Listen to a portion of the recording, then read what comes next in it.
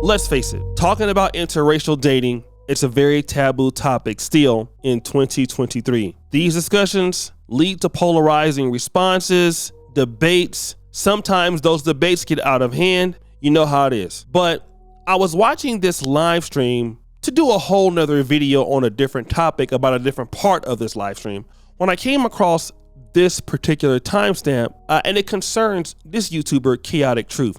Now, Chaotic Truth is an African immigrant that was raised in the United States, and he is married to a black woman. I don't know if she's also from Africa or from the United States, but it sounds like he regrets not taking the opportunity of dating or marrying a white woman. And this is quite interesting. He says he's happily married and he has a nice wife, but man, it seems like he really wished that he would have taken the opportunity to marry a white lady. I want to play a snippet of his confession about it, and then I'm going to come back. Again, when the devil made the white woman, he broke the mold. White women typically acquiesce power to the man. So do other races of women.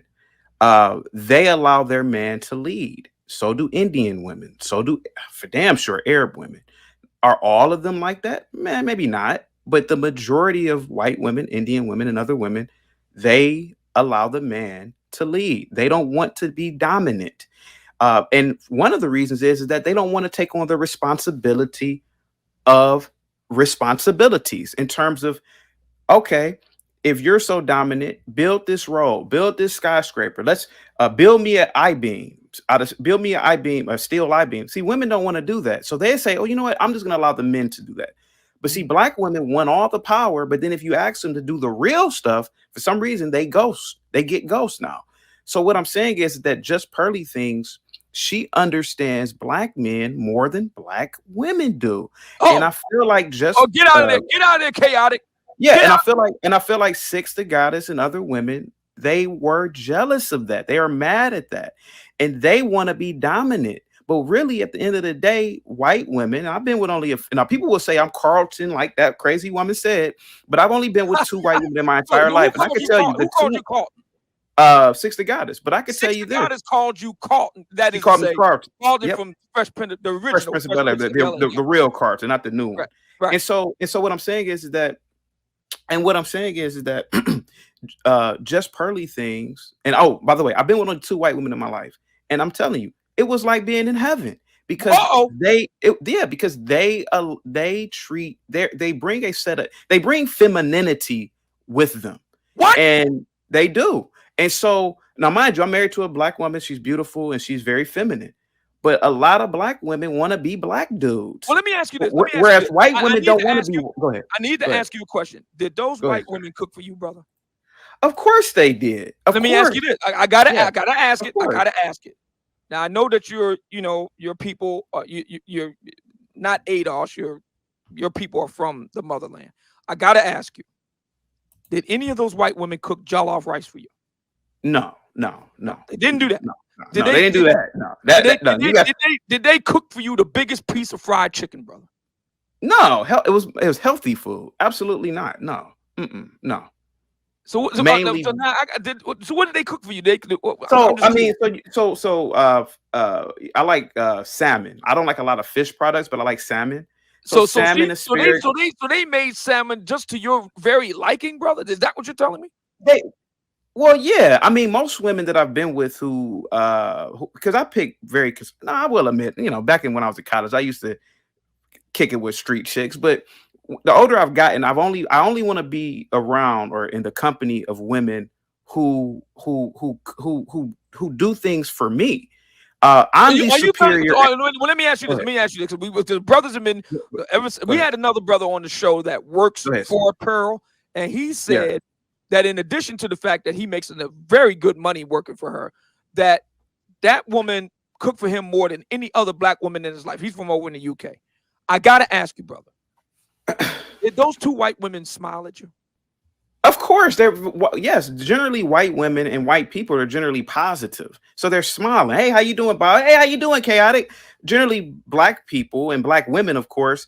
And I got stories for days for that, but I know in the interest of the show. But you wave to a black woman, she's ready to call the police on you. But you're telling me that the white women, you only dated 2, but the white women that you dated in your life, both of them didn't give you a resting bitch face. Both of them didn't nuclear reject you. Both of them smiled at you. That's what you're telling me? Sir, and not only am I telling you that, if there's people who are probably listening to you who went to college with me, I know there's a lot of people who follow the LaPeef Network and they probably follow you who went to college with me. I went to a beautiful historically white college. And I turned, and Blue Cousins in the chat, that's my best friend in real life.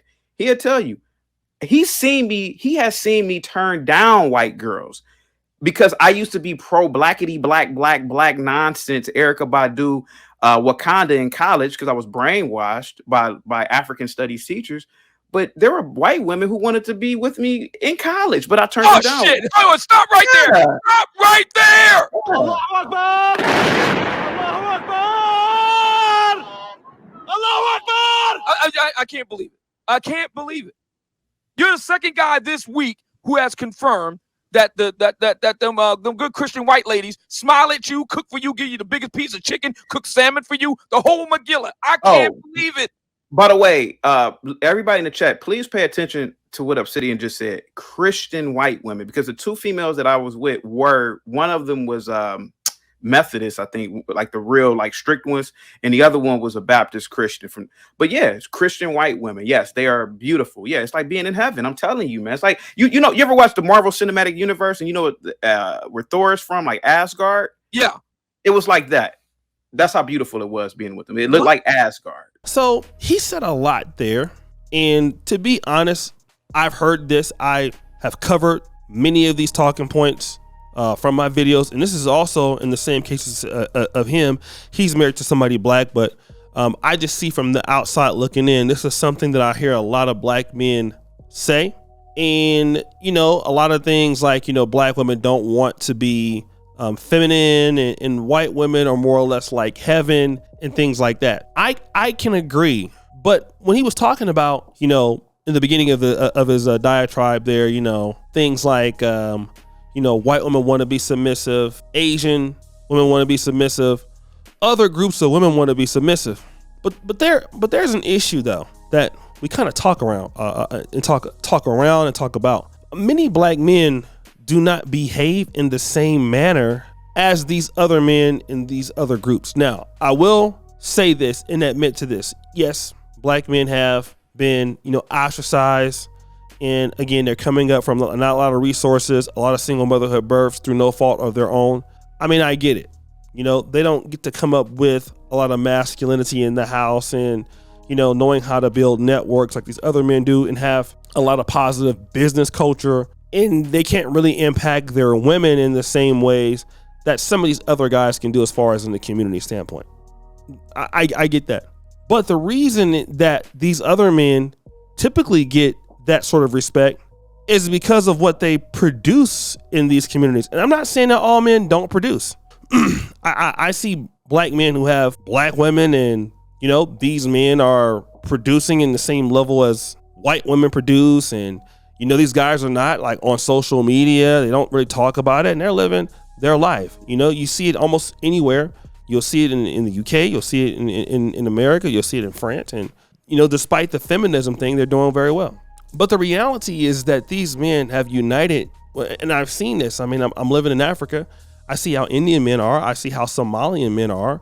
I just see how men are who want their women to live up to a certain standard. And they have the ability to hire and fire many of them, or they work with men. A lot of black men don't work with men to achieve a whole lot. So how are you going to make your women do things for you when you don't really work with other men to produce those things that you want to see, but you want to compare that to Arab men or Hispanic men or Indian men, where those men produce as a community, and I'm not talking about individual, a lot more than what we produce. And those are the men that build communities. Those are the men that want to buy their kids houses or wives houses and put their kids into nice schools and to work together to do things in their community.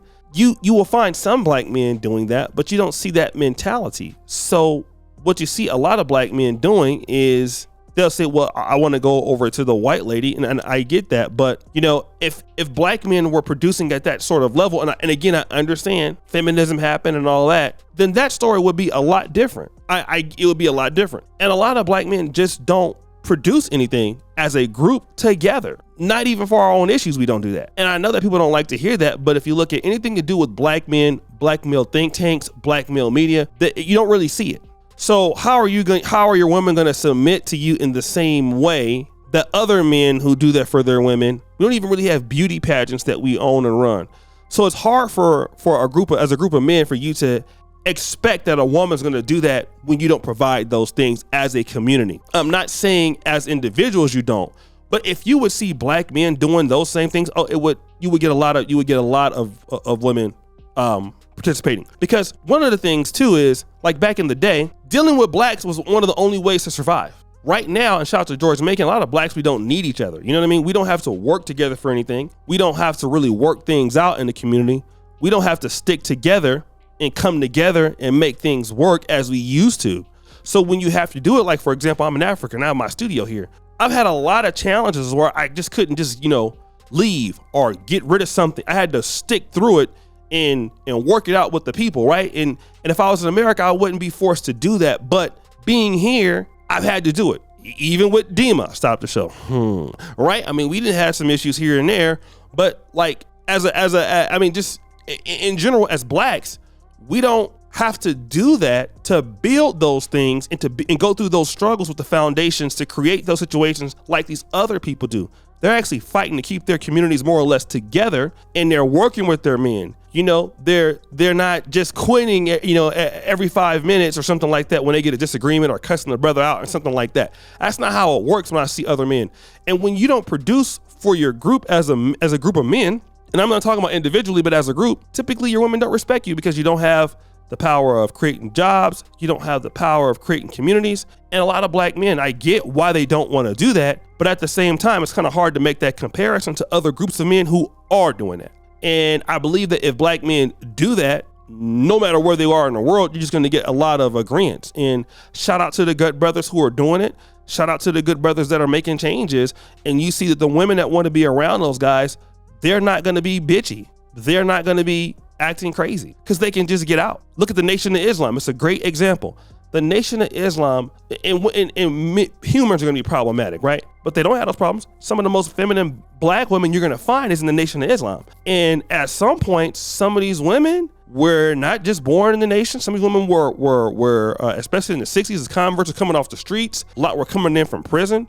And those ladies ended up being some of the most feminine women that you could ever see. Got cleaned up quickly. But we don't want to give any kind of respect to those men who are out there also building societies for those women so that women can respect them.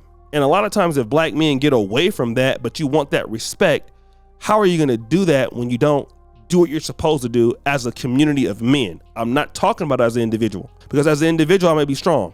But everything that I have today, I've worked with a lot of black men to achieve that. I'm telling you, everything that I have now, I've gotten farther in my life in the last 7 years, working with black men than I have the first 36 years of my life without working with the brother. So guys, what do you think? It's your boy, O'Shea Duke Jackson, back at it again with another episode of The Celebrity Junk. Appreciate you for all that you do. Subscribe, hit the bell. I'm out.